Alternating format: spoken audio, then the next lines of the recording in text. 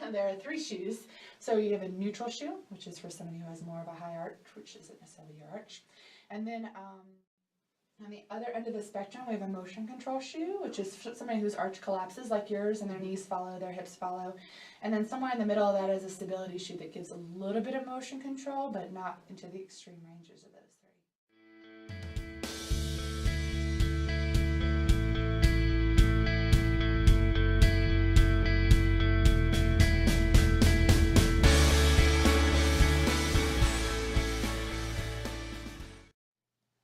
The biggest problem I see with footwear recommendations is people kind of isolate and zone right into the feet instead of looking at the tibias, which you have a little tibial varum, which plays into account on how you're working up the chain.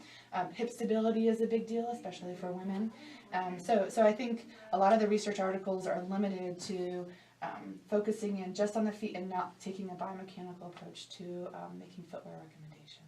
So that would fall into like this wet test that they describe, where you just simply look at someone that has the crescent-shaped, high arch, rigid foot type, and saying that person absolutely needs a cushion shoe, whereas the flat as a pancake, see the entire foot with a wet test, they absolutely need a control shoe. You're saying there's other variables that could play into that picture. And that's okay for the non-athlete who's just starting out.